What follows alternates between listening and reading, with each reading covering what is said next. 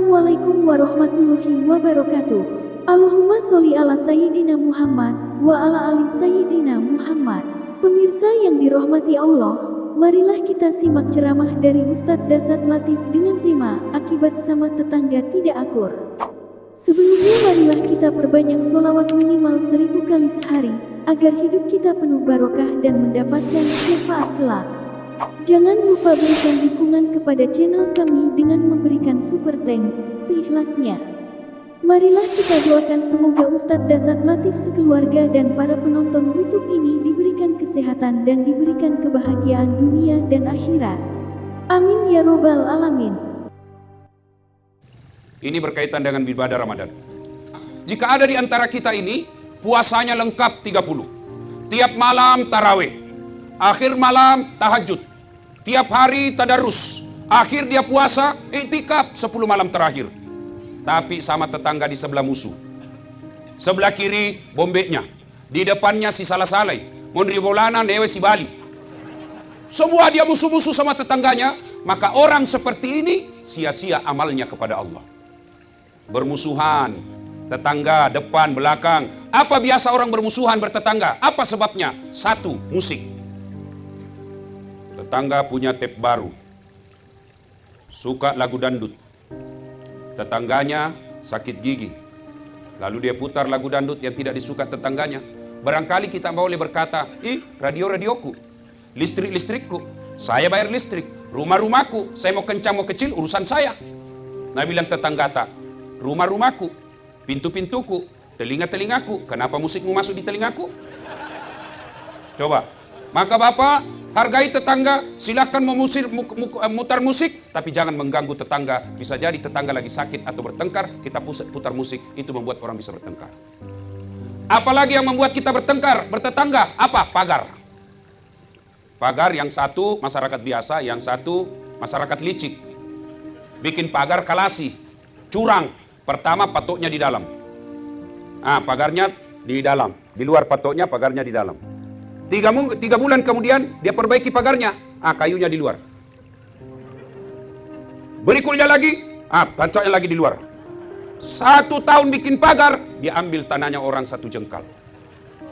Orang seperti ini, agama mengajarkan siapa yang mengambil tanah sesama muslim 1 jengkal, dipikul nanti di akhirat 1 petaka langit. Tangkis mako itu. Apalagi yang membuat orang bertengkar, biasa apa? Tumbuhan. Tetangganya suka pelihara mangga, tapi tidak pelihara sampah. Ya, tanam mangga besar, akhirnya mangganya nyebrang ke pagarnya tetangga. Akhirnya apa? Daun dan sampahnya yang nyebrang, tetangganya yang bersihkan. Menurut fikih hukum Islam, daun yang nyebrang ke sebelah, pohon yang ranting menyeberang ke sebelah, maka itu halal buat tetangga. Kenapa? Karena tetangga yang kasih bersih itu daun-daun sampahnya kita punya mangga. Tuh kalau sampah menyeberang.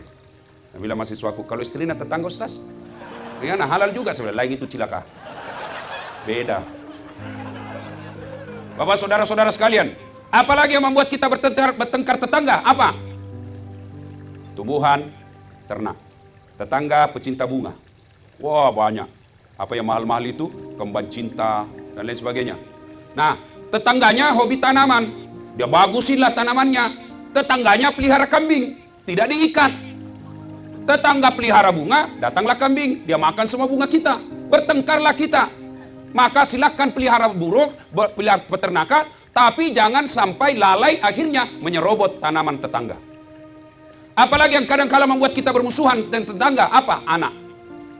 Anak kita nakal, anak sebelah sabar, bertengkar, orang tua ikut campur. Maka ibu bapak saudara-saudara sekalian, dengar baik-baik pesan Nabi, dengar baik-baik. Atadruna manil muflis. Saudara-saudara sekalian, kau tahu siapa yang bangkrut di akhirat kelak? Tahu tidak siapa yang pailit di akhirat kelak? Bangkero imatu akhirat. Semoga kau tahu. Macam-macam jawaban sahabat. Yang tidak sholat ya Rasul. Wah dia sholat, bagus sholatnya, rawatibnya juga cocok. Yang tidak puasa Ramadan ya Rasul. Dia puasa, Senin Kamis lancar.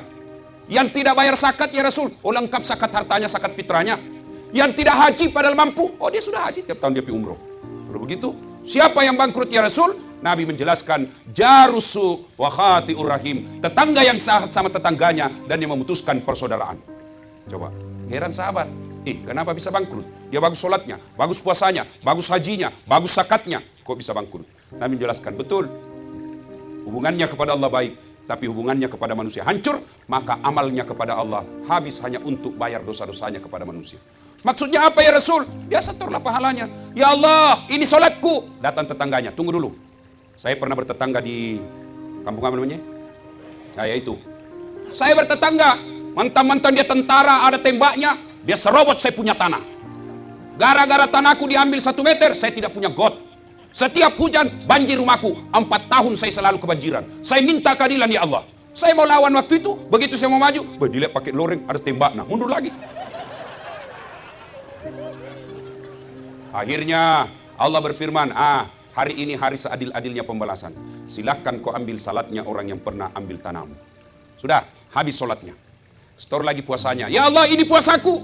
Datang tetangganya, tunggu dulu. Saya juga pernah bertetangga situ di Polres. Kenapa? Dia fitnah saya. Katanya anakku yang lurus rambutnya, bukan anaknya suamiku, karena suamiku keritin rambutnya. Dia tidak tahu anaknya lurus rambutnya karena sudah direbonding. Gara-gara fitnahnya, satu komplek memusuhi saya, hilang saya punya martabat. Saya minta keadilan. Allah berfirman, hari ini memang hari seadil-adilnya. Ya sudah, ambil dia punya puasa. Sudah habis salat, habis juga puasa.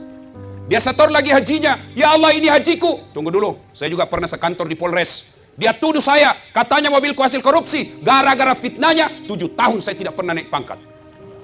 Saya malah dipindah ke pulauan. Saya minta keadilan. Allah berfirman, ya sudah, kalau begitu, ambil dia punya haji. Habis seluruh kebaikannya, puasanya habis, zakatnya habis, sholatnya habis, hajinya habis. Masih ada orang yang pernah disakiti. Saya juga pernah. Disakiti itu orang, ya Allah. Saya di black campaign, akhirnya saya tidak terpilih. Saya difitnah kiri kanan, saya habis uang. Tidak ada yang pilih saya, gara-gara fitnahnya. Nah, sekarang saya minta keadilan. Lalu dia bilang yang tadi banyak amalnya. Peko ni carana puang. Bagaimana lagi caranya? Sudah habis amalku. Allah berfirman, sini adil, biar sebiji sarah ada balasannya. Apalagi Allah, habis amalku. Apa saya mau bayar? Allah berfirman, kalau begitu, ambil dosanya orang yang pernah kusakiti. Nauzubillah min dzalik. Maka, akhir Ramadan, kita rayakan biasa selesai Idul Fitri, tradisi orang Indonesia ada yang disebut halal bihalal. Kita saling menghalalkan. Sakit hatiku Ustaz, nafitnah kak, maafkan saja, biar Allah yang balas. Kalau Allah yang balas Pak, bukan cuma dimutasi, susah hidupnya. Kalau kita balas, oke, lapor ke polisi, sampai di polisi, atur damai, selesai. Tapi kalau Allah yang balas, sudah, tidak usah kita nak kasih ginjal, nak kasih mencret saja 2 minggu. Apa, masih bisa kita sosialisasi kalau mencret-mencret lagi. Ustaz saja tidak bisa ceramah kalau sudah mencret-mencret. Begitu baru 10 menit mau keluar, tidak bisa lagi Pak ditahan. Coba, putus persaudaraan, hancur amal ibadah. Maka Ramadan hadir, mempersaudarakan kita. Saya perjalanan tadi dari Donggala, saya singgah di satu masjid, lalu saya sampaikan selesai sholat maghrib, saya ceramah, sampaikan inilah nikmatnya Islam. Kita di mana saja sampai masjid, tidak pilih kamu orang apa, kamu suku apa, kamu partai apa, kamu siapa kau pilih. Begitu kita masuk masjid, kita bersaudara.